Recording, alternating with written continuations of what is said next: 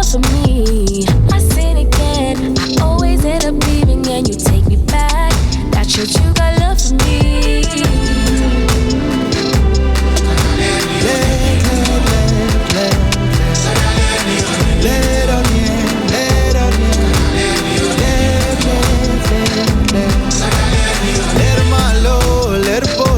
Matayo ya yo kama yudole Tokara fwenyo le One polo One simbo Ema kwango ya yo kama usida kere Tobendo miya kwe Apaka kotema Aluongo nyinge orieyo bade wura mogena Dua chimo ndo chop kare Mono mimi aga Richo na iwe naga Yen pile ikedo na Wasika wora yo kamane Kara lerni orienye mudo Kara lerni orienye mudo Kara lerni orienye mudo baba Kara lerni orienye mudo Kara lerni orienye mudo mama Kara lerni orienye mudo Kara lerni orienye mudo kewa Kara lerni orienye mudo. What's happening, ladies and gentlemen? This is the Woman Takeover Wednesday show. I'm your host with the most, Sonia, and I'm super excited to be here, man. I am super happy. I'm amped and humbled to have my guest for today. You know, this show is all about celebrating our women. And today, you know, as all Wednesdays, I bring you guys a guest who is thriving. She is a singer-songwriter, producer, director, awarded Young Kenyan of the Year in 2018, won People's Choice Best Hip Hop Award at the annual South Australian Music Awards in 2019. Let me tell you guys, this lady here is a gem. She is taking over the streets. She is taking over the 254. She is taking over the world. She has shared stages with Masego, Sampa the Great, Adrian Eagle, and I am just super humbled to be able to have her here. We are gonna be celebrating her. We're gonna be talking to her. We're gonna get to know her, and I'm gonna tell you guys who this beautiful, lovely lady is. You might have guessed because I was playing her music before I started. Her name is Elsa Wameyo, and yes, she has done all the things I have mentioned and then some. Elsie, how are you doing today? I'm good. Oh my gosh, the introduction. I'm amazing. How are you? I am great. How was your day today? My day's been good. It was actually pretty chill. I was just working from home today, which is very rare. But I got a bit of work done, which is nice. And now I'm here with you, so it's a nice way to end the night. Oh, thank you so much for honoring this request. Of course, man. I'm super excited to be able to get to know you, and also for the listeners to be able to get to know you. Yes, sir. Now, you speak about cultural and spiritual identity in music. Your music often reflects your Kenyan heritage and spiritual beliefs. I want to know, how do these aspects of your identity shape the stories you tell in your songs? I'm a Christian. I feel like that's where it always begins for me. It always begins with God, and it always begins with the purpose that he has for me. Because I find sometimes if I try to tap into my own mind, I really will just replicate what the world has. And I mean, that's how you kind of find artists sounding the same and all of these things. And not to say that I'm not inspired by people, but I definitely take time to just hear what God is truly saying about me and for me. And I know that there's truly a high calling and just great power in my hands and in my mind and in my heart. So that's where it begins. But yeah, I guess it's just a translation. My music is a translation of, just my walk of life, the journey that I go through. And that's experiences like this, you know, like coming in to speak with really cool people, digesting the art, talking about the art, and getting to hear everyone's perspectives on, whatever it may be, whether it is culturally, whether it's spiritually, just whatever it may be R&B because I'm a lover of conversation. That's one thing. That's the one thing. Yeah. I'm truly a lover of conversation, and I feel like in this day and age, you can't deny or you can't try and run away from certain conversations, you know, because we're all being impacted. And yeah, I feel like my music is simply just a reflection of all of that. Incredible. I'm very curious. When did you decide to get into music? Oh man, I feel professionally, it was around 2019, I believe. And I mean, prior to that, I was already singing. So I sang in church and I loved music. I've always loved music. And in school, it was compulsory. So I had to do it, but I loved it. So like recess and lunch, I'd always run into the music room. But it wasn't until around 2019 that I kind of was like, you know what, I'm going to do this for life, you know? Yeah. That's incredible. So you're a Kenyan. Yes, sir. Say it again. Yeah. Now, you live in Australia. Yeah. So I'm curious, when did you move and how long have you lived in the 254?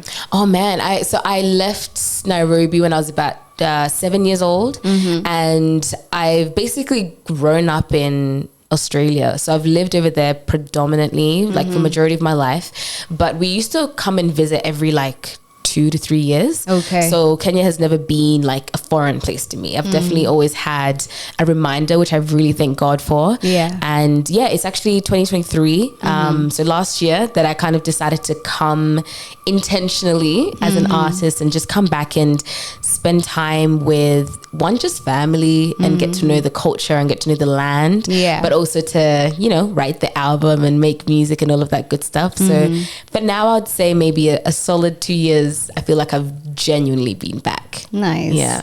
What do you love the most about Kenya?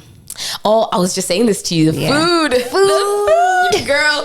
You know, I feel like I'm starting to get a very unhealthy relationship with food. I need to truly pray about it.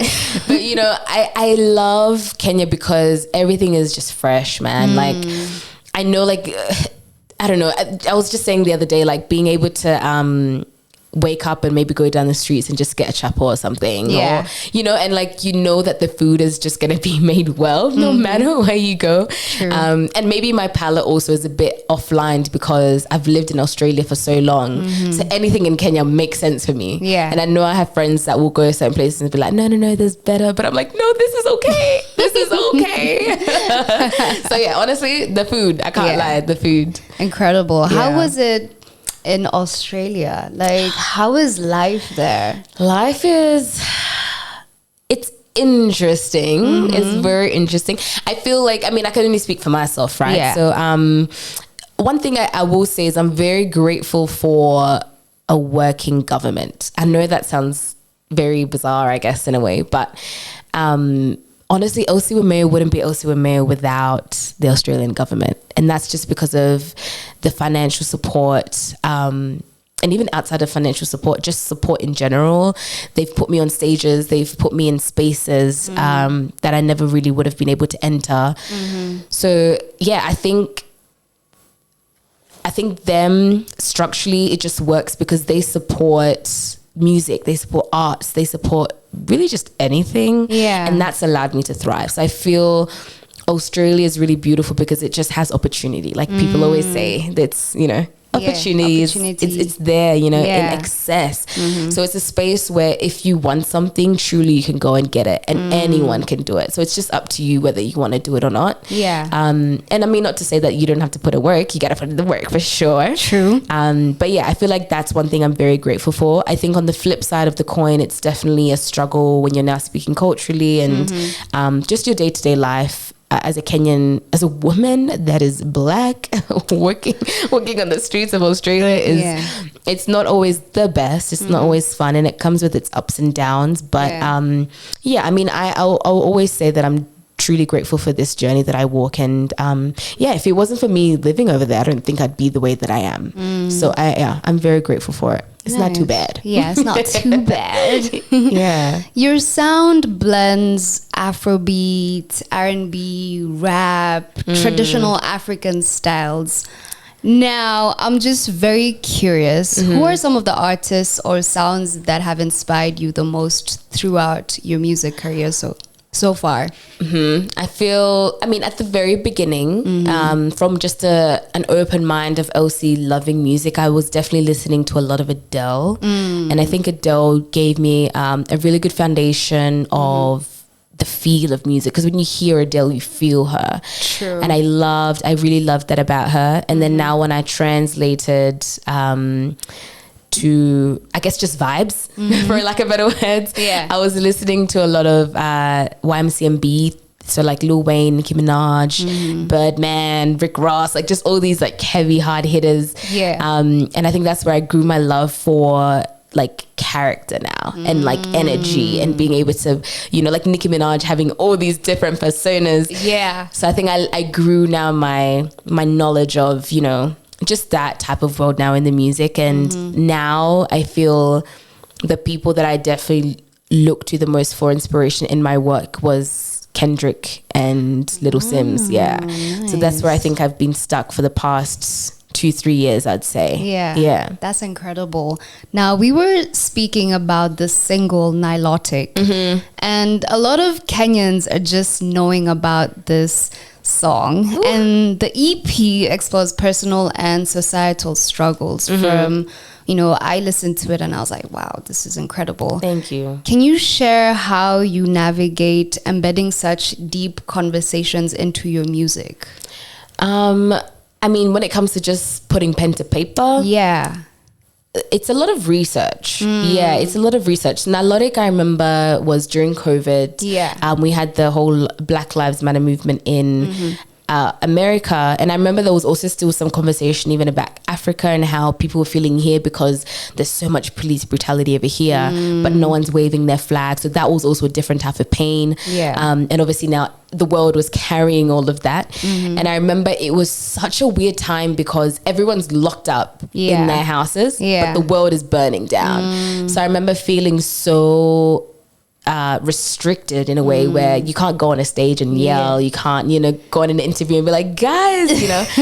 So that's where the EP came from. But yeah, putting pen to paper and kind of transcribing that story, it really was research because I didn't even have the access.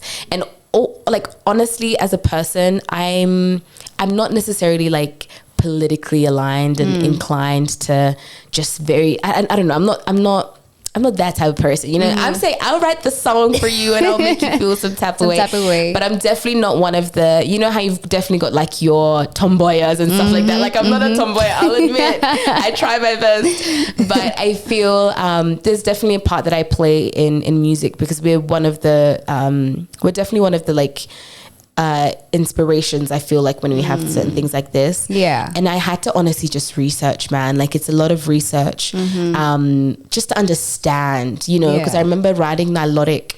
There was a point I was like, imagine how I'm feeling now. And I remember I would cry reading things, watching videos and things like that. Yeah. And I remember there was a time how I was thinking to myself, it's so interesting because I think I was writing like a poem or something and I was saying how I'm so closely wrapped because of my skin, but then I'm geographically just so far, and even just like bloodline as well, because I'm thinking about the George Orwell situation, let's say. And I remember asking myself, I'm like, if this is how I'm feeling, imagine his mother. Like, who am I? Like, who are you? You know what I'm saying? So there was definitely a lot of time that had to be taken to just understand and fully sit in what the whole thing was. And yeah, I feel it's really hard to translate pain. It's very, very hard to translate pain. True. Yeah, that's incredible. Yeah, you've spoken about how the success of Nilotic brought unexpected attention and changes to your life. Yeah. I want to know, how do you maintain your authenticity and stay true to your version in an industry that honestly can be very overwhelming?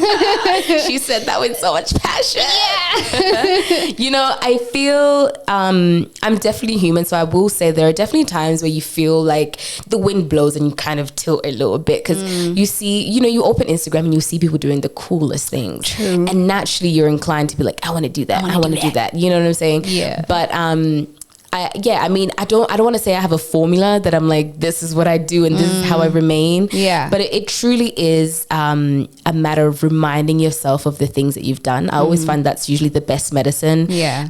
Sometimes I'll honestly just open my archives and just look back at the shows that I've played, things that I've done, and I'm like, no, you're cool. Like you're dope, man. Yeah. Yeah. So I feel like that's usually one of my first medicines. It's really just realigning myself with the things that I've done, the reason I started, and that always has a good way of bringing me right back to no, this is why we do it the way we do it, because my God works differently and I have to obey to his word. So yeah, but it's tough. I will say it's tough. Yeah, man. It's incredible how you're doing it. Like, honestly, thank you. Watching your music videos just is very inspiring. Thank you. And that brings me to my next question. From writing and producing to creative directing, which you do in your music videos, you wear many hats. You know, what inspired you to take full control of your creative process, and how do you balance all these roles? I love this question. I love both of these questions. Honestly, I am the way I am. Like I truly, if you ask the people that have worked with me, I always say I don't want to use the word frustrated. I mean, they would use the word frustrated, but I think naturally, even outside of the music, outside of the art, I am already a very picky and specific person. Yeah. So I think now when you align that and combine that with music making and creating, imagine how chaotic that is, right? So that's just me. Like I sometimes don't want to be that. Sometimes I want to just tell myself, girl, let it go. Let it go. But truly that is just how I am. And I've been learning to nurture it rather than try and run away from it. Yeah. Because I found that that's the reason that's my point of difference to many people, because I will perfect to the T and make sure that I'm seeing exactly what I see in my head and what the vision is. And so, a lot of the times I definitely do feel stumped and pushed back from even just like people's comments and things like that, because people are like, don't worry about it, like, you know, but I truly just try and stick to the vision and stick to the plan. And I guess the one good thing about me is that if it doesn't go my way, I definitely get very heartbroken, especially when it's a very, like, imagine a nilotic that's it's so potent and there are very specific ideas and stories and things that have to be told in a certain way. Yeah. So when something like that doesn't go your way, it hurts, man. Yeah. You know, so I feel like I use that as a driving factor to be like, we don't want to go there. We want to be happy, man. You want to release and be happy with your content. So I'm holding on. It's incredible. So I'm sure behind you is a team. Yes. And I want to know who's in your team. I want to know how you guys met. Oh man. Yeah. I mean, in what aspect, right? Because we've got a few teams. I guess the broader, if we look at it back. So we've got, let's say, like in the industry. Yeah. I've got my PR who do obviously like the not marketing, I guess, but like just publicity. Like publicity, So they do my publicity. I've got PR in Australia, here in Kenya, the amazing Anyiko PR. We love Shout out to you. We love you. Thanks to you, man. We were able to do this. Literally. So Anyiko over here in Kenya. I've got PR in America and UK. Wow. And they allow me to basically just flourish in those regions, and they do their best of just like publicizing like Elsie. And then what do we have? We have agents. So the tour that I'm on actually right now, it's being curated by my agents in Australia and Europe. Here in Kenya, I don't have an agent at the moment. But those guys are helping curate that. And I work with a manager, I guess. We kind of co-manage. We're kind of going through a little shift actually, which has been really interesting. But I kind of just have this person by my side, I like to say, that's in my shoes as well. So he's the one that is truly behind me and everything that I do, and is supporting me in the best way that he can. And creatively, there's there's no team creatively apart from me, Jesus, and the Holy Spirit. Creatively, a lot of the times my work comes from, you know, me sitting, obviously writing the music, and I work with people, so I collaborate with like we've heard in like Killer Max and Fancy Fingers and things like that. So I definitely collaborate, and then when you're looking at the music videos, I'll find the best of the best videographers. So I kind of just I take it upon myself to just make sure that whoever I'm collaborating with is as much aligned to the vision as possible, so that we can execute exactly what I see. But it's a case by case. That's actually incredible, because you know you need a good team behind you. So what advice would you give somebody who's listening in and is at that stage where they're looking for people who sort of like align with what they're doing? I always say to start before the art. Like I get that that's our final destination, to have the song, to have the video, but I truly feel it starts way before that. True. And I always say to, whether it's in my band or you know the videographers or whoever it is, I usually try and select from simply just like the person, like move everything else away. What's your heart? What's your intentions? What's your values? Like, who are you as a person? Because that tells me how you're going to be impacted when we're actually creating. So I think for me, it makes it so much easier to make sure that the people you're working with, obviously, yes, them being really skilled and good at their work is like the cherry on top. But I feel like the cake should truly be their heart, their mind. And if they're going to get behind you, they need to understand you and understand that, you know, it's a journey. Like, I feel like everything it's so much bigger than just what you see and what the world gets to see. So I feel like always start before the art and get to know the person prior to working with them. Incredible. Very important. That's actually very, very true. I want to know what your family thinks of your music. Oh man, they love. I feel so. My dad in the house is the only like muso, I guess. So he's a lover of music, and he's the one that actually sent me to my studio, to the first ever studio that I went to. He was the one that was like, "Child, go here, you'll thrive." And that's how Elsa Wameyo began. So my dad is the one that reads all the interviews, watches all the shows. We'll travel to try and come and see a show. He's all about it. He's all about it. Sometimes it's like chill. Relax. My mom is the complete polar opposite. So she loves music, but she's not musically inclined in any way. But she is the best mother, because she will support, even if she has no idea what's going on. She'll be there. She will be there. So she definitely does support me. I feel like she definitely, for me, she holds me down as just like motherly love. Like I won't go to her to be like, listen to this song. I think she's just the shoulder to cry on. She's the one that you go and hug and get fed and things like that. And then I've got my brothers who, do you know what, actually my eldest brother has been on tour with me as like a manager. Really? Yeah, which has been so good, because with his family, you can just like do whatever you want. You know what I'm saying? True. So he's come on some tours with me, and my brothers are definitely behind me, and I feel like they're great. You've been able to tour, girl. I want to know what your first tour was and how it was like. Dude, do you know it was Nilotic? Really? Yeah, tough. It was tough. Tell us, put us in your shoes. Oh man, so we produced Nilotic, did the project, and then we decided, let's do a tour. Now, I think what made Nilotic tour very hard was because it was my first tour, but then at the same time, I was doing a theatre show tour and another arena support tour. What? So I was doing, I know. Girl. I know. How now? Not healthy, not healthy. So I did 3 tours, basically back to back. Yeah, and some of them I think even kind of like overlapped. So I remember I was not sleeping. I was not like, I missed my bed so much.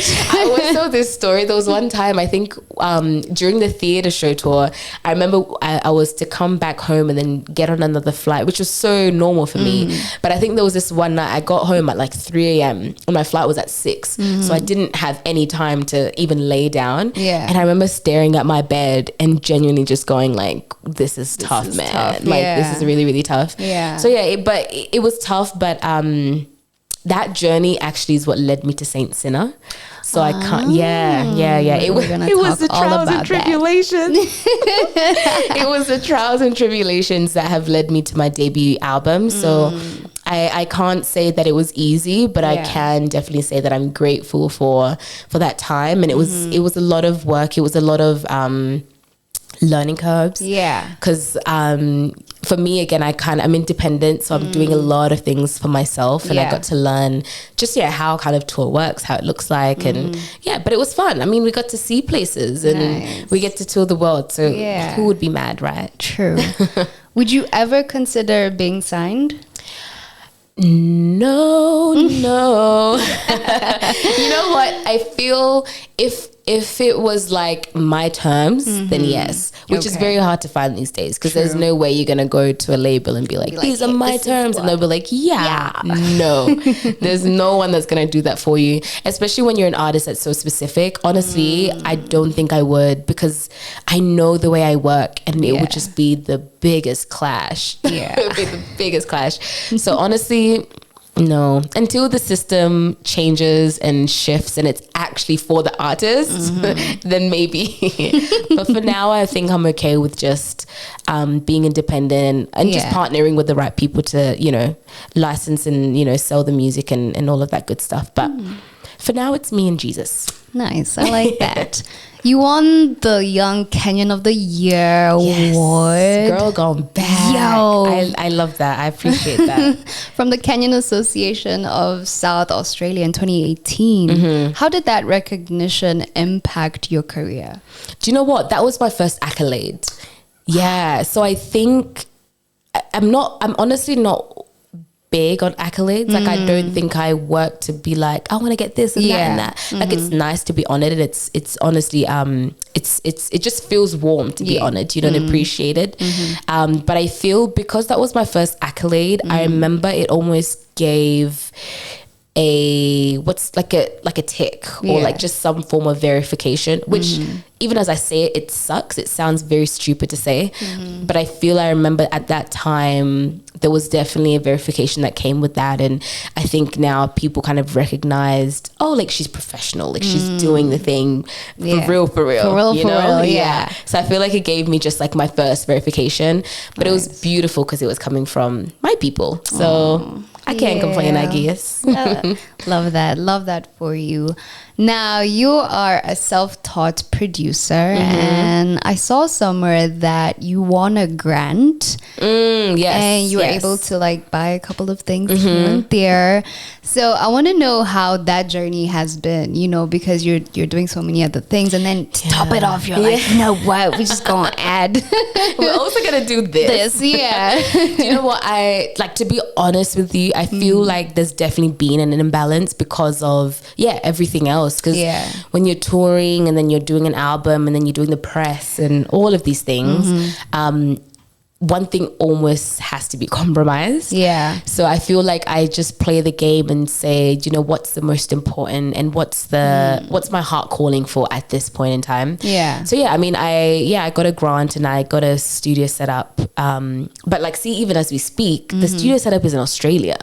Do you see what I'm saying? So like, even that doesn't make sense, right? Yeah. So I mean, I do have Ableton on my laptop, and I'll open it up here and there sometimes and play a little something, put something together. But I mean, the beauty of not necessarily working individually is that now you've got an album that has all these amazing collaborators. Yeah. So I feel like even when something doesn't seem to go your way, I feel like it always kind of works out. Yeah. So I think now I'm definitely in a more collaborative space, and I'm not in my bedroom anymore. I have to go and collaborate. Dope. Your song River Nile was featured as a soundtrack in the mobile football video game eFootball 24. I want to know, how did this collaboration come about? Did they just put your song there and somebody called you like, hey, your song is here? And how did it feel to have like your music in a video game? Do you know what I feel? Okay, if they did do that, it would be insane, right? Yeah. Like, but it would be beautiful because then I would just call my lawyers and be like, we got money to make here. But no, so I work with a publishing company in UK, and they they kind of do sync and all of that. So I guess sync is like connecting your music to ads and shows and movies or whatever it is. So they're the ones that basically work my music in the back end. Okay. So they got a placement for eFootball. And that's kind of how it came about. Honestly, the depth of what eFootball was didn't hit me until like maybe, I think it was last week. I sat on a podcast with someone and he said the same thing, and he was like, you're an eFootball, and I was like, it's nice. But then he went on to explain this whole thing where and I'm going to dilute this, but he said something along the lines of just how it's such a big thing here in Kenya. So you've got all these kids that are playing soccer and all these things, and he was saying how his music palette was almost formed because of that game. You know what I'm saying? Yeah. So he went like, he was basically trying to just like describe how I'm currently shaping people's ears and palettes, and that in like 10, 15 years time, your song is going to play and it's going to be like, remember the days? Yeah. So I feel like that's when I was like, oh my gosh, it's deep, man. It's actually deep. It is. It's deep. So I think I fully sat in it, honestly, just like last week. Because for me, I'm like, cool opportunity. Yeah. But now that I truly understand how deep it is, I'm honored. Very honored. Now, it's incredible. Now, with one thing with our musicians is that they're not recognized on a global scale. Yeah. And I just want to probably get your advice, because we hear you working with so many different people from all over the world. Yeah. I want to know how you've been able to position yourself like that, because it would really help for other musicians to sort of try to do what you're doing to get recognized, because somebody was saying the only person who's sort of like, or group is Sauti Soul, and we want to change that narrative. Like, we want to do things differently. Yeah. So how do you do it? I honestly would say it's a saying yes to everything. I mean, everything, but with like, take that with a grain of salt, right? Yeah. Because don't go put yourself in crazy situations. Because Elsie said so, please don't. But yeah, I think taking it with a grain of salt, I would say it's saying yes, because I've realized coming out of so I live in Adelaide, South Australia, which is a smaller town, and I tend to see a lot of people, it's just fear. Yeah. Because if someone comes to you with like maybe a contract, obviously you can be like, what the heck is this? It's too much, scary, and kind of back away, which is so fine. But it becomes a different picture or a different story when you go, all right, do you know what? Let me consider, ask someone that may know something, and then that might open something. So I feel like I found when I started music, I simply was like, I would go to a gig and not be paid. I didn't care. I would go to an interview and just stay there for an hour or 2 hours and didn't care. I would just go anywhere for the sake of, I know the bigger picture. You know what I'm saying? Yeah. But I feel like people shy away from asking questions, going places. Here's my rate card. Yeah. Here's my, you know what I'm saying? Yeah. And things like that, I've literally seen block so many blessings. Because I feel that if I, let's say, did a feature with you, then you go and speak to all of your presenter friends and go, yo, there was this dope girl. Yeah. I don't know who you know. True. I don't know who's in your contact list. You know what I'm saying? That's right. So you never know. And even outside of like presenting, maybe you may know a really dope producer. You just never know. True. And I feel a lot of my connections have happened quite authentically. But I definitely feel that was driven by me being able to just gauge and saying yes and allowing myself to fall. You have to fall. And I've fallen many times and I'm still falling. Yeah. But it's in those moments that I definitely learn, okay, cool. Don't do that again. Do this. Try that next time. And that has opened up my connections widely across the globe. Yeah. That's incredible. Now, you've been able to work with such dope artists like Motez, Okello Max, Fancy Fingers. The OGs. Yo, who has been your favorite collaboration so far? Oh, man. And is there anyone you're dreaming of working with next? Especially just from the 254. Of course. I mean, that's why we're here, right? Yeah. I mean, right now, I've really enjoyed and still enjoy working with Wodomolo. So he produced the album alongside Fancy Fingers.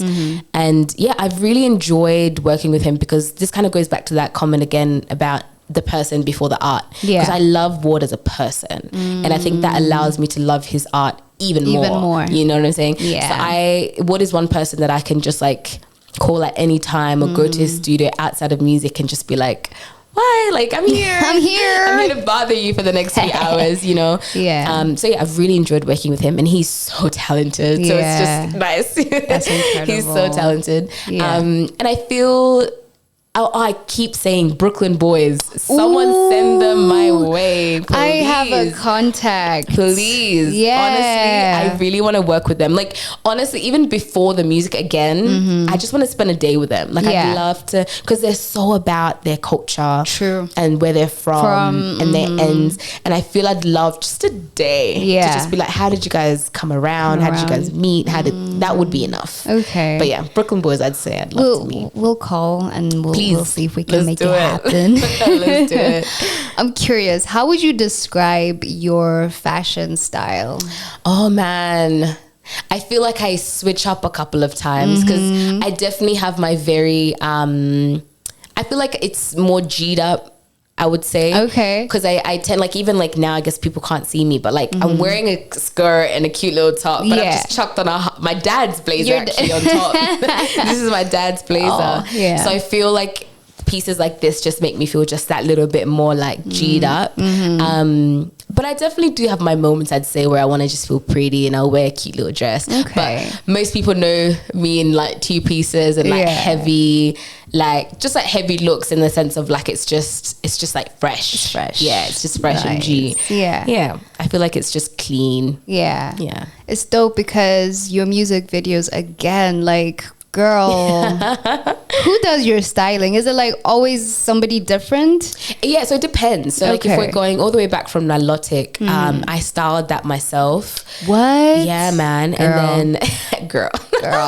Coming now to the album, for the first two singles I worked with, oh, that was a while ago. Who did I work with? It's Coming. I forget the company name actually. Yeah. Oh, I need to find that. My phone is off. But I worked with this amazing lady. Her name's Diana. I don't know. Maybe she doesn't have a company name actually, but her name was Diana. Yeah. And Chanzu Styling. I believe that's what it is. Yes. And she's actually just like an underground, really dope stylist. Yeah. And a lot of the times, because for me, I come to people already with a vision. So I usually want to just go to someone and be like, this is what I want. Just bring it to life and spice it up wherever you can. So I worked with her and she was really dope because she took on my ideas and, you know, brought it to life. The past two songs I've worked with Candy Soul. She's also like an up and coming, really dope stylist here in Kenya. And it was kind of just the same thing, like just like really dope. Oh, they were both women, and that is why we're here. Yeah, shout out to the women. Literally, this is the women takeover. Yeah, I've just clocked that. But yeah, it's been working with just really dope women who are just really talented and are so for the art and they're so for the vision, and they've both definitely helped me bring what we see now to life. Incredible. Like, your music videos are stunning. Thank you. I love the whole creative process behind it because it I can only imagine it's taken a lot of time and work and a whole ass team of incredible women and other men. We love y'all sometimes. Now, when it comes to music videos, a lot of Kenyan artists are always like, you know, I'd love to make a music video, but it's too expensive. What advice would you give somebody who's probably wanting to shoot a music video and they want it to be very creative and they probably don't have a big budget? Right. I feel the first place I always start is what are the things I can do for myself? And it doesn't have to be like bringing it to life. But I think even just getting a piece of paper and just sketching out scenes, sketching out what you see. When you talk about styling, like sketch some pictures, or even just go to the shop, see some pieces that you love, go on Pinterest, like, you know what I'm saying? Go on YouTube, watch other people's. So like, I feel like I just start with myself and I gather as much info that I can without having to rely on other people. So now when it comes to bringing other people to the picture, I already kind of know what the deal is, you know?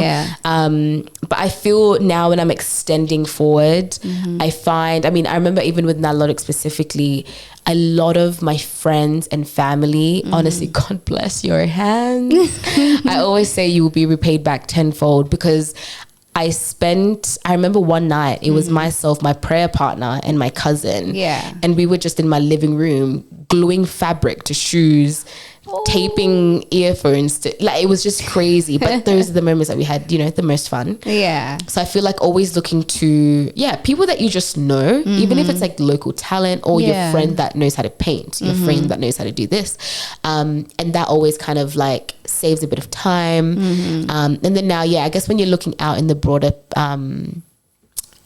kind of scheme of things, I find just, it's a matter of, I think if you find a really good videographer, you'll be able to execute something really nice for a good price. Because if it's one thing, at the end of the day, I think your work becomes their work anyway. And they won't make your work look bad because it's their name as well. Right? So I feel like if you find someone that, that just has a really good eye, I think. And that's, like a lot of underground as well, I've clocked, especially here in Kenya. There are so many people that are like Chinyamaji, right? And they're so dope. So dope. They're so dope. So I feel like, try and access those undergrounds that people tend to kind of like push to the side. Because sometimes you find that's where your gold is. But if anything, I think always find your middle ground. Because I also believe that you don't need to spend $3 million on a music video, right?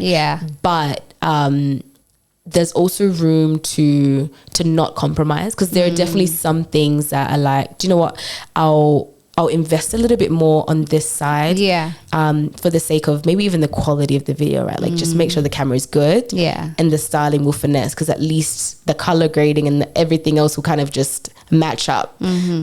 Long story short, do your thing, man. It's fine.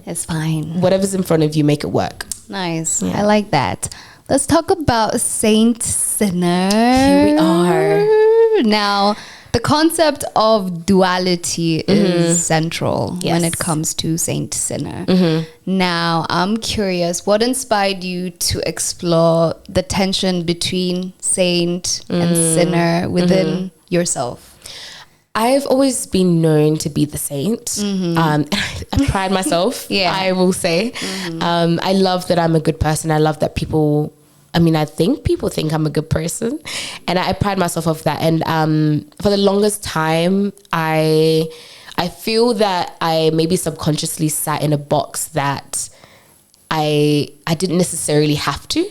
So I found times I was almost like being quiet for the sake of peace, you know, like when you just keep your silence for the sake of keep the peace in the room. And I never allowed myself to be the sinner, man. Like I never allowed myself to maybe yell or say what I just wanted to say, do what I wanted to do.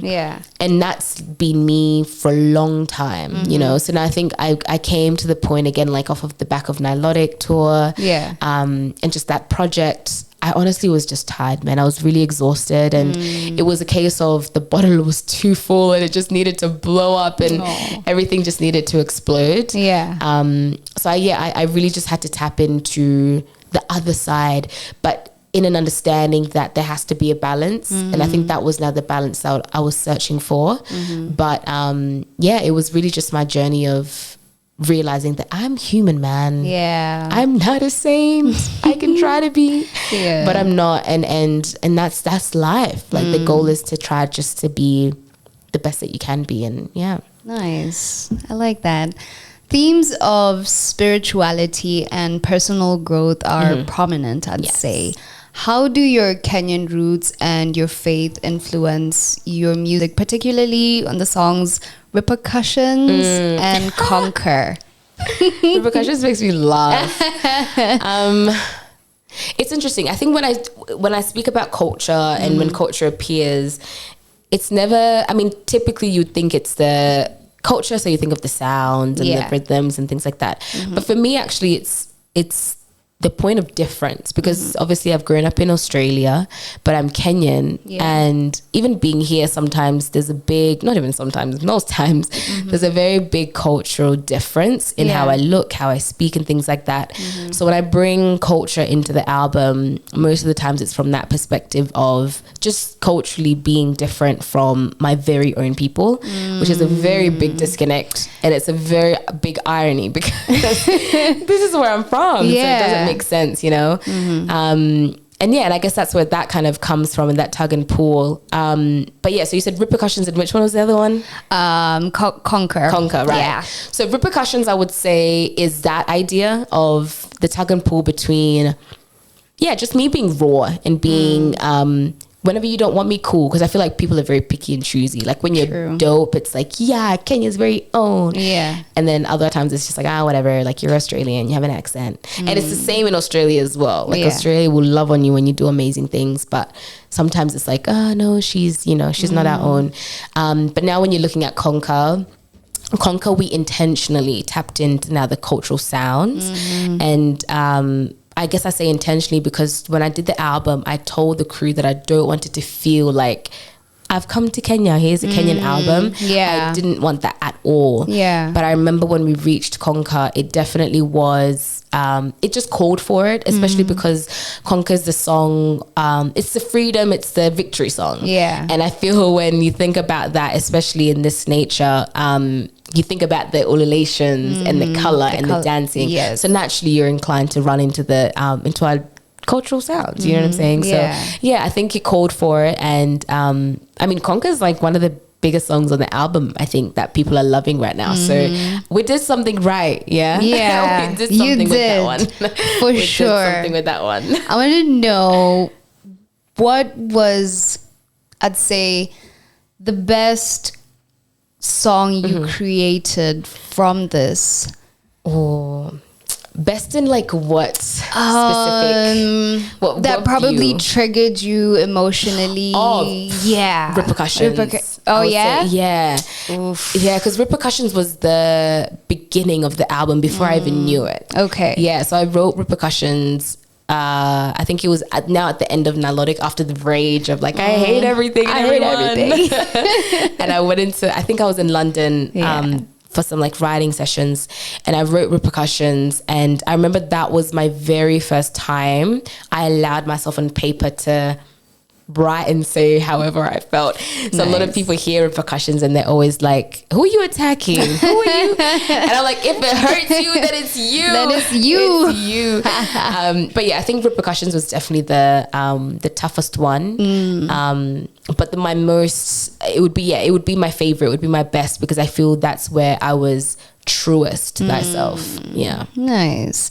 And the track Slowly Slipping, there's like a raw vulnerability, I'd say. Can you talk about how you balance emotional honesty with your music? It's beautiful. You know, it's incredible. Thank you. I feel it's interesting actually, because Slowly Slipping is one of those songs that was actually it was easy to write in terms of the time it took to write it, but it was hard because of the context of what the song was about. And actually this is a beautiful one when we're talking about that emotional balance, because so Slowly Slipping I wrote because I had lost a friend back in Australia, so it was very heavy. But I remember when I was writing it, I mean, I wasn't going to say this is the person and this is it and this is how it happened, like that's not what it was about.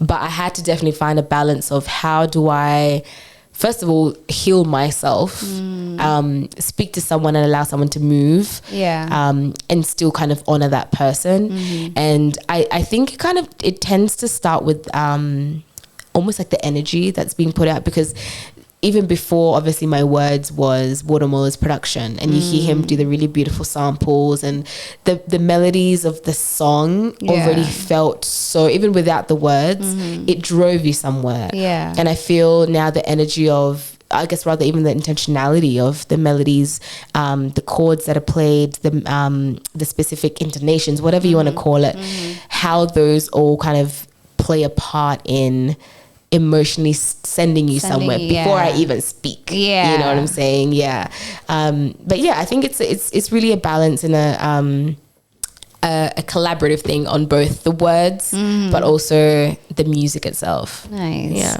Are there any songs that did not make it to Damn.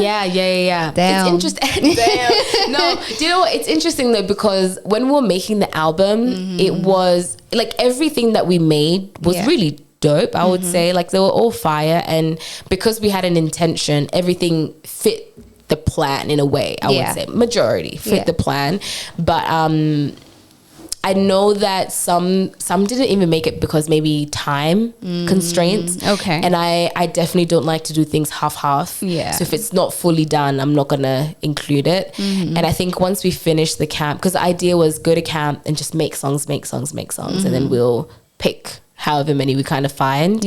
So I feel naturally, even during the camp, we almost began fine-tuning the ones that we kind of already knew were the album. So the ones that didn't make it were almost not because it was bad, but I think because we just knew that these other ones kind of already ticked the boxes that we had already. Exactly. Incredible. You said that this album represents a place of reclamation and self-empowerment. Yes. I want to know what the most empowering moment for you during the creation of this album was. Oh, that's a good question, you know. Thank you. Girl. Okay. I feel Saint during the writing and just the process of Saint, I feel was my point of, because it was my real line. So Saint was written actually as a gift by Fancy Fingers. Oh, really? Yeah. So what had happened was, do you know what? So we're in camp. We're in like a 2-story house. So upstairs was myself and Uaya, and downstairs was Ward and Polly. And I think when they were writing this song, they used to it's not steal, but they would take Uaya downstairs all the time. And me being the picky and very specific person I am, I was always like, we need to write music. Where are you going? You know what I'm saying? But I had no idea what was going on. So they, for I think a day or so, I don't know how long they did it, but they basically recorded this song behind my back. Fancy wrote the chorus. Oh, wow. And it was a gift to me. And that alone was my like healing. That was my I'm good, you know. And I remember when I heard the song, I think I was already filled with the emotions of like, this is what you guys were doing. You know what I'm saying? But most importantly was the words. The way he wrote that chorus was so profound and so on target to the idea of the album that it just truly moved me. And I remember that was my point where I found God again. And I always say that at Saint, I got everything I needed for the album, and the album wasn't even done. But I got everything that I required from the album at that moment. So everything else was just soaring. That's incredible. Isn't he sweet? Yeah. Man. You mentioned that this album was very personal to you, and it's a personal journey back to Kenya. How did reconnecting with your homeland be? Was it all you envisioned and imagined, or was it different? Were you like, wait, hold up? No, not at all. I feel, physically, environments and stuff like that was for sure. But I definitely didn't get what I thought I was going to get from now, just like the people and things like that. And interestingly enough, I feel the coming back to home drove the album on the negative side, if that makes sense. So it drove the anger, because I remember when I first came back, even before the album, I did spend a month or two off spending time with family, and those were the moments where like we'd be at home or like just spending time together, and people would just throw, you know, random like, oh, but you're not Kenyan, you're Australian. Like there was always a pushback. There was always a pushback. Like, you're not one of us. Yeah. Like, come on, like, guys. I have taken a 24-hour flight, baby girl. Right. So those are the points where I definitely I cried, man. Like it was really hard. Yeah. But it allowed me to tap into my like sinner mode, because I got so frustrated. I don't want to say angry, but I would say frustrated. Because I was like, I've come to confide in you guys, and this is where I was coming for some form of peace, you know, but unfortunately I didn't get that. And so now when we were album writing, I was remembering everyone's comments and I've written it down. The Lord says forgive, but child, me, I'm still praying about it. But it truly drove me on that side of things, which was still such a big part of the album, because that was the side that I could never connect with the most. So I feel that was truly why I needed to go through that, to be able to become a sinner. I hear you. Now, with the release of Saint Sinner, you are also embarking on a new tour. Yes, sir. Now, we want to know, what should your fans expect from your live performances? This time around. You know, I always say expect the unexpected, because I feel a lot of people think, here, 254 Nairobi, people know me as a rapper. But I don't think people know that I was a singer before I was a rapper. So it's always interesting when I perform, or people even just hear my catalog and they're like, oh my gosh, you sing too? You know? So I love my shows, because we usually start with Nilotic actually at the top of the set, and it's real hard and real edgy and all of that good stuff. And then I just break somewhere in the middle and start singing like a slowly slipping or something, and they're like, this girl can sing, you know. So I feel and expect the unexpected, but it's always fun, and it's always just such a good time. I'm curious, have you been able to perform in Kenya? I've done one very exclusive show, I think it was last year November. I did a very quick last minute thing. It was actually part of the Nilotic tour, because I had wrapped it up in Australia, and people were like, it doesn't make sense that you haven't brought it to Kenya because that's the core. And I was like, you know what, you're right. And I just basically took everything that I had in me, and I was like, do you know what, we're going to make this happen. So I did a small show sometime in November last year at the mall in Westlands. Oh, nice. Underground. It was so vibey and such a blessing, and it was so much needed, because I physically actually saw that there were people, because it's very hard to translate online numbers and stuff like that. And it was so warm to have this show and have people sing all my words back and dance and all these things. And I was like, oh my gosh, y'all are actually out here, you know. So we've done one exclusive, but we definitely need to do more. Nice. So this tour is a long tour. It is, girl. Like, it is. Can you please tell us where, when we can catch you? Kindly.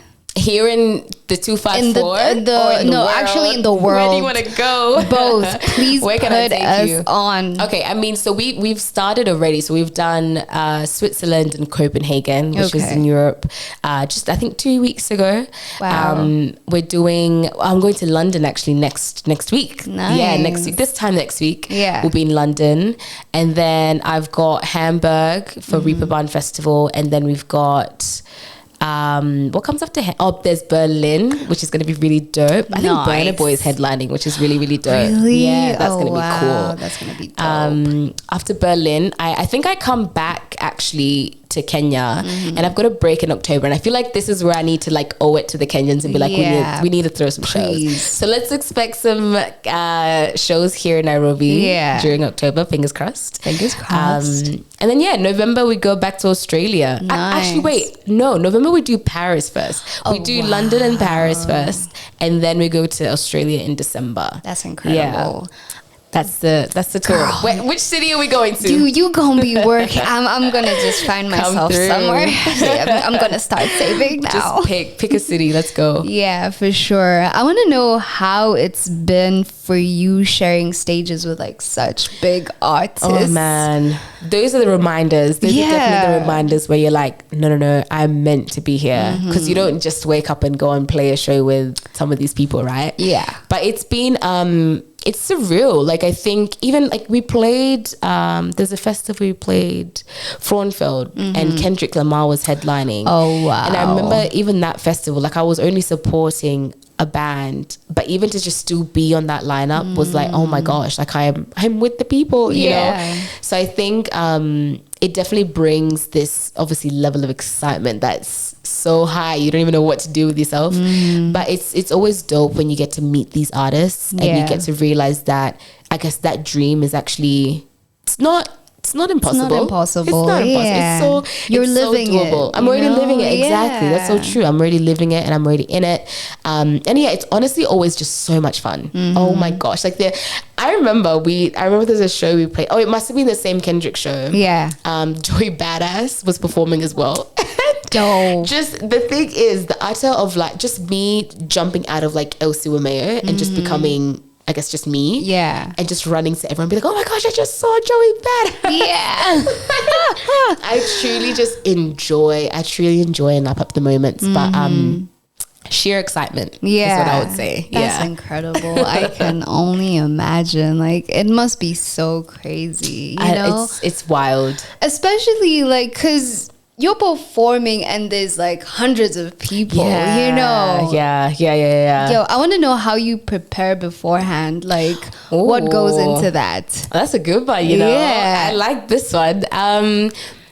Before we step on stage, obviously rehearsals. So even like now, we've been doing rehearsals for the past month. Yeah. And I'm working with an amazing Kenyan band. Shout out to them. Yeah. And yeah, so it's a lot of time in the studio and just rehearsing and running tracks back to back to back. Yeah.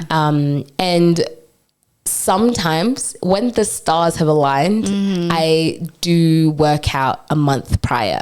Oh, notice how I've said I like that when the have stars have aligned. And truly, most times I do, but honestly, this is the one tour that I haven't been able to.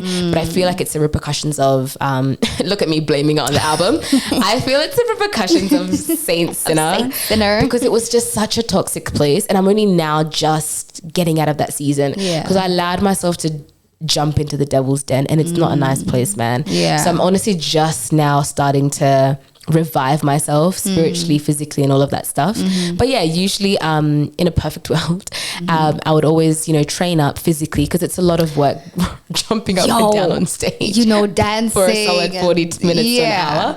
So yeah, I usually do that and try eat well and all of that stuff, and just rest. I try to not leave the house. I try to just stay at home as much as I can, and obviously there's a lot of work being done on the computer when it's like sending your text specs and just all the BTS stuff. So yeah, I would say those are the main three things, and then we wrap it all up in a good old prayer. Oh, yeah, I like that.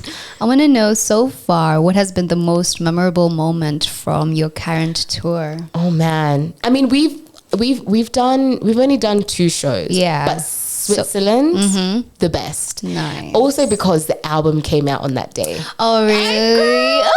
Girl, oh my gosh. I don't think I've ever felt like that for a show. Yeah. And I remember feeling, because a lot of the shows again that I play, like really big festivals and things like that, and this was a festival, but it still felt like a headline, if that makes sense, because they had stages all across the city.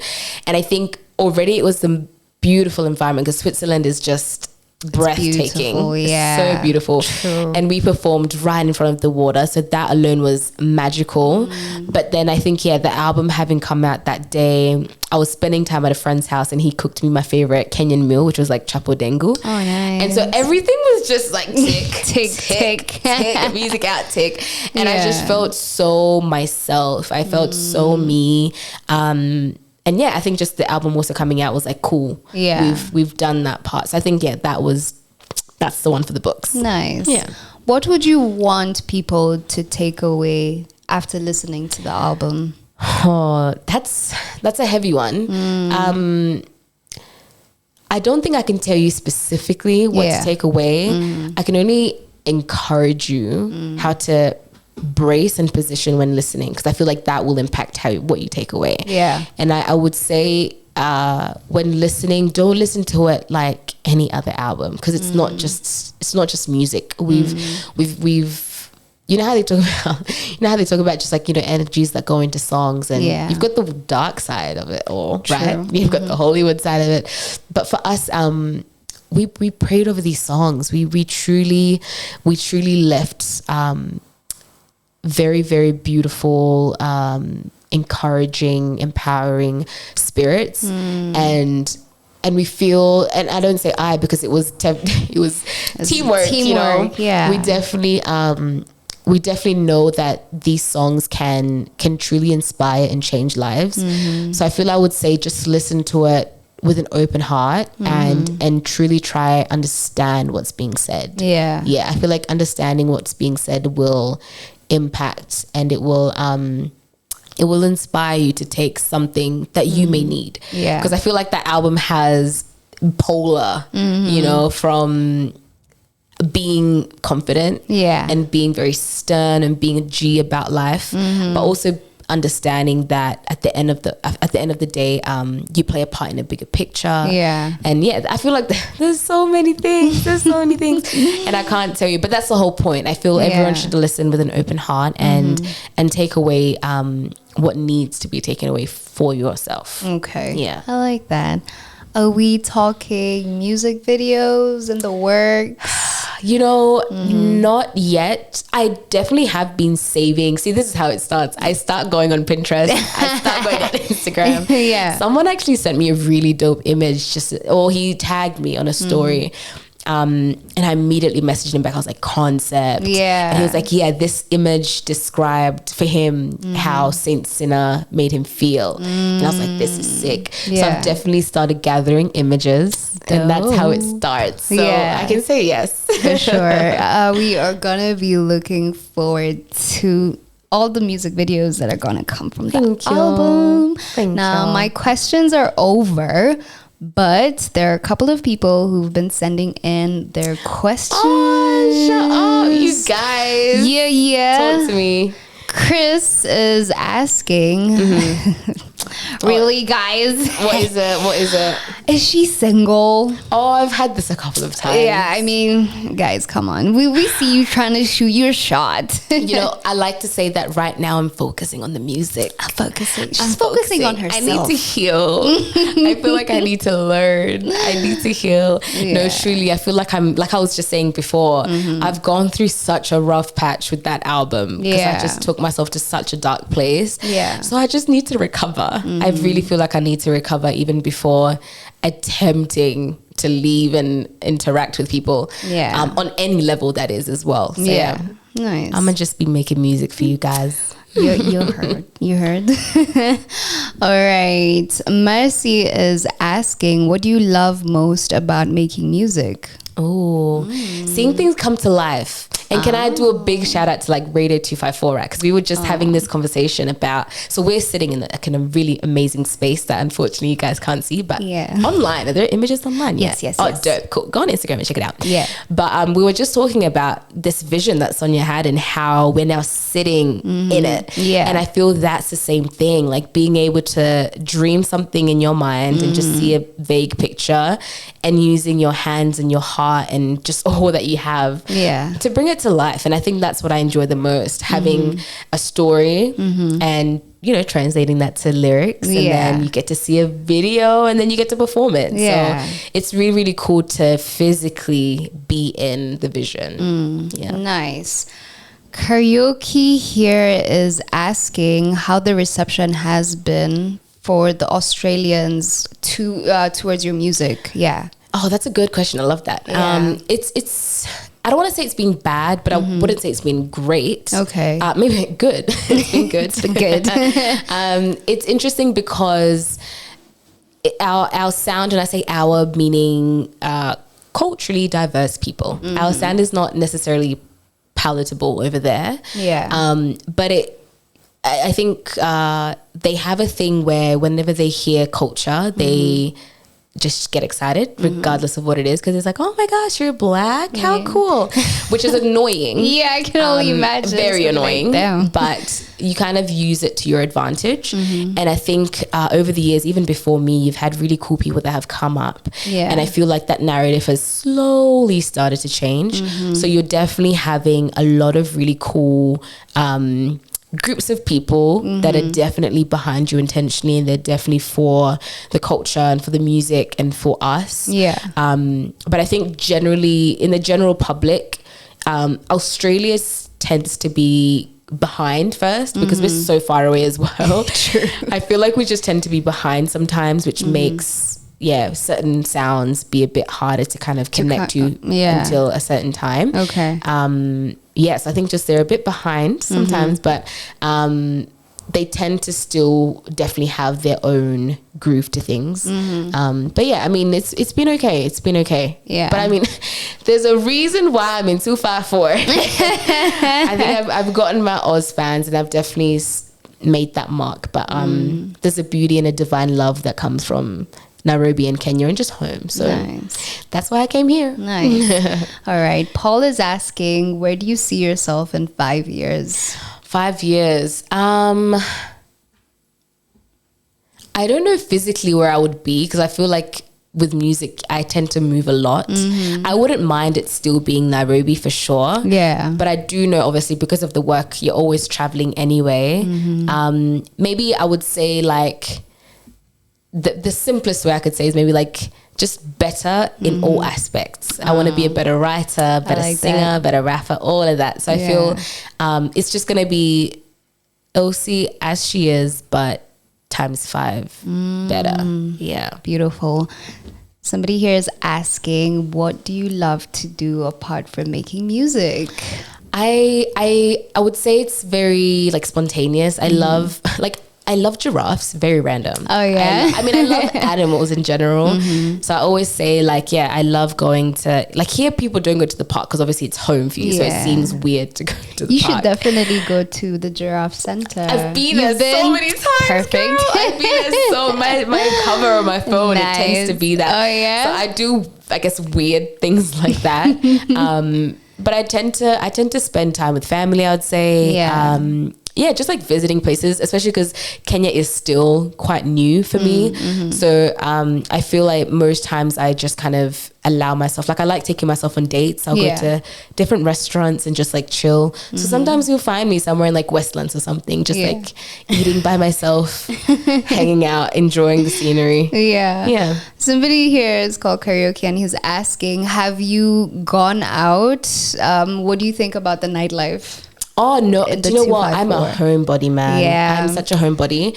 But I will say my version of going out is going to like friends' gigs. Okay. So there are definitely times I've gone to, I mean, it's not counted as out, is it? He's probably like, that's really not the answer. Yeah, he's like, yo, you need to go out till the morning. No, see the sunrise. Oh man, because that's how Kenyans party. I've seen. You've seen. I unfortunately, my body's not built for that, man. 10 o'clock hits. Yeah. Oh my gosh, it's gonna be tough to keep me. Snooze, like I want to go to bed. Yeah, man. I definitely haven't, and it's not my type of vibe. I think I'm more of a midnight pizza, like I was saying, pizza movie maybe. I hear you. So far. Yeah. That's what's up. Now I have my last question. So this being the Woman Takeover Wednesday show, I want to ask you what you love most about being a woman. Oh wow. Yeah. Oh, that's so beautiful. Oh wow. I think the first thing I would say that comes to mind is that we're inclined to be more, is it empathetic? Like we feel more, we're more intuitive. True. I love that I can empathize and like I feel people. I feel like the ability to feel is so underrated. True. And I don't know whether that's actually, no, I feel like it is biologically, we're just wired like that. Yeah. Which is one thing I really love, because I love being able to connect with people on a deeper level. And I feel that allows you to be seen. I guess maybe I say this because growing up as a younger child and things like that, I feel like sometimes I've always felt like, oh man, like no one's really feeling me and no one's hearing me truly. Yeah. So I think I love the ability to be able to nurture and to feel and to love. Yeah. Truly love. Yeah. I feel like that comes with womanhood. Nice. Yeah. Thank you so much, Elsie. Thank you. Oh my God. I honestly just want to thank you for everything you're doing. Wow. Please keep inspiring. I will. I got you, girl. Go chasing your dreams. We're just going to be cheering you on here. Thank you. In the 254. Yes, sir. And before you have to love and leave us, I'd like you to kindly just say a word or two to your fans listening. And also kindly give us your social media platforms so we can follow. Oh, yes. And anything else you'd like to add as we end the show. For sure. I mean, my socials are Elsa Wameyo, ELSYWAMEYO, and you can find me everywhere, really. Yeah. Find me on all platforms, everywhere across the world.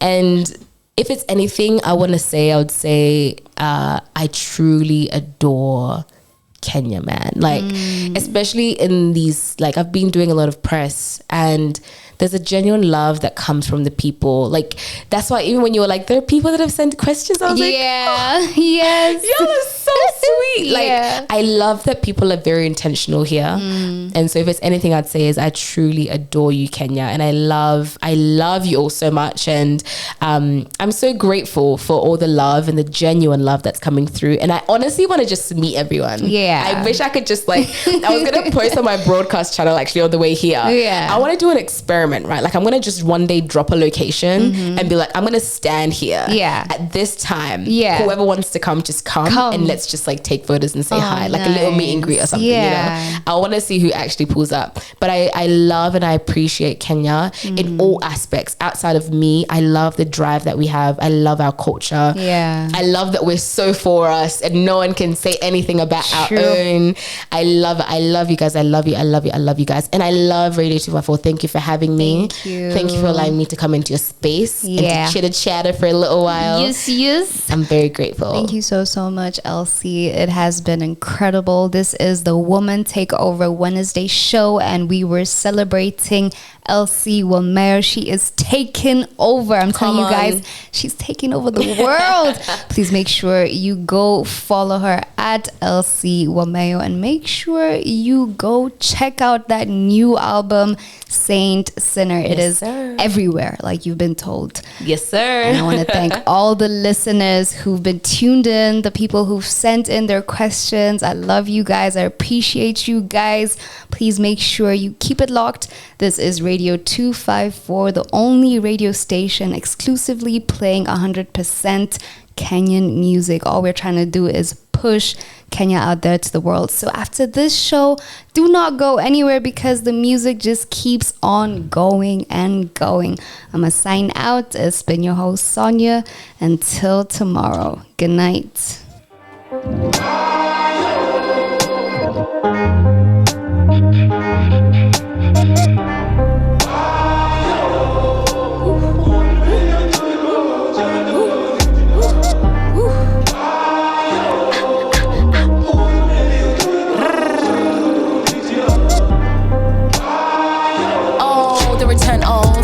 G. Same old game but a different breed. Cargo J's in a plain white tee. It's a SY not SIE. Still been vexed for a couple of weeks, but it's not that deep overseas. I trip just to come out and breathe. Fly too much so I don't pay fees. On my side the grass is green. Stacks on stacks and I don't mean trees. Like though I'm sweet low key, and no God they wanna be like me. My guys rolling SUVs, Lambo trucks and off-white seats. Cargo J's in a plain white tee. It's a SY not SIE. So when I speak, when I drop new heat, play back repeat, sit up straight then. Attention please, we're not with that. Oh no please don't. This that. Most underrated, never hated, still I'm not the god. Imitated, impersonated, never the original. Lock the game up, I laid one verse then I wrapped the game up. Are you intimidated? I did what to you was impossible. It is a favor, I'm covering up for all the ones that fell off. Pick the pace up, you better watch out or you watch me take off. I don't move in anger, but most said get it off your chest, so why not?